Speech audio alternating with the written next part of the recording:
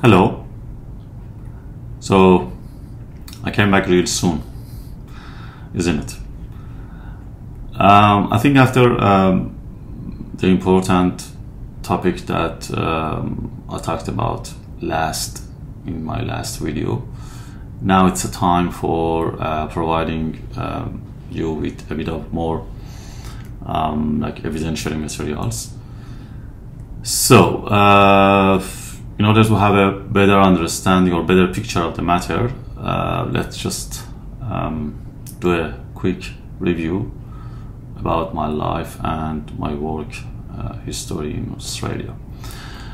I came to Australia in August 2019. I commenced working at Jupiter Health Wanborough or JHW in September 2019, and I was officially terminated there in December 2020 after nearly 14 months. I was out of work for 10 months, and many things happened during this time for myself and also my patients and with medical board. And then I commenced working at Rockingham Maternity and Family Practice, or RMFP.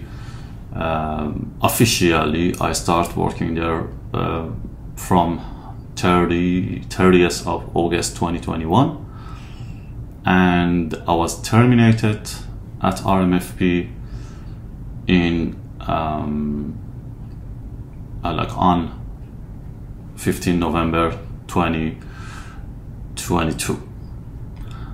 And so let's keep it up to this point.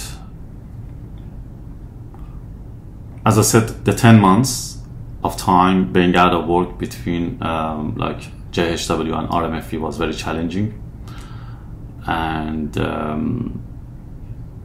was surprised by many things, including the matter that happened in relation to medical board.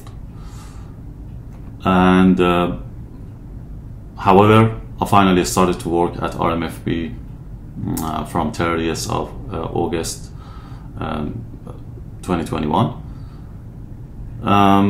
Although everything was going forward well in my personal aspect of life, I couldn't just neglect what I have seen, and I issued like a long letter to the authorities alongside with other inquiries that are raised about the obvious neglect of the medical board about certain matters. I'll just leave it here in relation to medical board. I'll give you a very quick overview of what happened at my second workplace, RMFP. RMFP is a part of a bigger network of a chain of GP practices, and ownerships are a bit different in different practices. There were a number of owners, but technically for the network there are two main directors. Dr. Jagadish Krishnan, the parliament member that I referred to him in my previous video, and Dr. Vishnu Gopalan. Starting to work at RMFP, I was expecting that I'm not going to see certain matters because of having a parliament member who supposed to know about legality of the things and also ethical and professional requirements for a medical center and the type of the way that we deliver care to the community. However, and to my surprise, I was observing concerning behaviors, and I started to raise them, and I started to become protective about my patient being exposed to those neglecting behaviors. But so technically, Dr. Vishnu Gopalan was more involved in day-to-day management.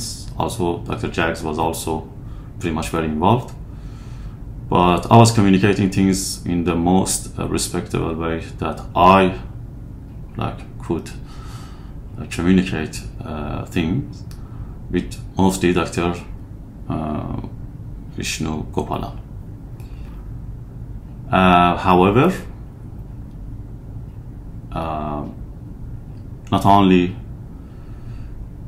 my raise point was heard by them or was well accepted by them, I saw a retaliatory approach from the management and directorship. To draw a better picture for you about the dynamics of that workplace and also the way that the matters was handled, I just read through a part of my court submission, and then you will realize that what I meant when I was referring to those concerns and the way that the inappropriate way that those concerns were handled. Adding to that, I was observing some unprofessional conduct in occasionally refusing to provide certain cares for patients. In one of the instances, in November 2021, and while I was practicing on a weekend day, Saturday, I gave direction to one of the staff, I don't mention to the name, to administer an important immunization for a patient.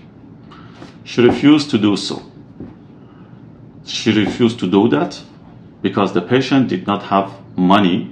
It was around $40 to pay for the vaccine. Referring to the importance of the matter and relying on my position and my duty of care as a medical practitioner, I repeated my direction again, and I told her that I am happy to pay if the patient was not able to pay in the next 2 to 3 days. I said that, look, administer the vaccine, and we will ask patient to come back and pay in 2 to 3 days. If not, the clinic could deduct the $40 from my pay, the pay that I was receiving twice a month, because I was technically the guarantor, and I said that, so that's all right. I will be happy to be charged for that $40 was nothing. And so, in a very rude way, that staff refused to follow my clinical direction. In order to avoid the escalation of the situation in front of the patient and his pregnant wife, I refrained from further insisting and booked patient for another vaccination appointment a week after that. On 20th November 2021, I was running my routine vaccination clinic on Saturday again. That I realized the patient that the vaccination for him was refused by the staff, didn't show up for that appointment. It was a whooping cough vaccine, so I became very anxious and worried about patient and his family's health, as I had it in my mind that his wife might have been delivered the baby by that time. I called the mobile number of the patient a few times. He did not respond, and with the struggles, I finally found the number of patient's wife, and I called him, explained, and patient came in 2 to 3 days, and the vaccination was administered finally for the patient. But on the same day, I wrote an email to the reception staff and management team of the clinic and raised the alarm about any future negligence in care of the patient, and also a refusal of following my clinical orders. And in that email, I made it clear that, that's a quote from that email, I have a very low threshold in anything risking the health of my patients. In response, Dr. Vishnu Gopalan dismissed my point and supported a business-centered approach towards the care of patients by saying that if a patient is unable to pay, this is the quote from his email, if a patient is unable to pay, we refuse treatment. And that is the general policy pretty much everywhere. So putting patient health at risk because of $40. That's absurd, isn't it?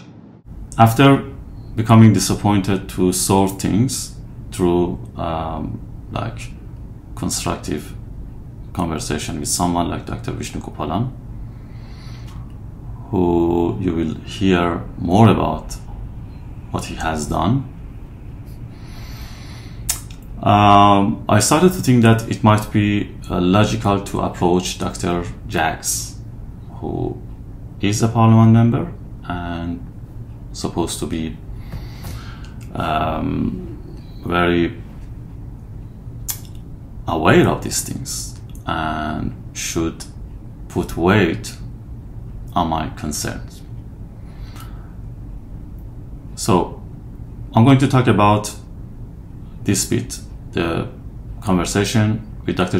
Jags and the way that I approach him and the way that he just neglected those points, and also later involvement of medical board and actually the services that medical board eagerly wanted to provide to these wealthy owners, one of them being politician, and the way that medical board wanted to actually help them out of the situation.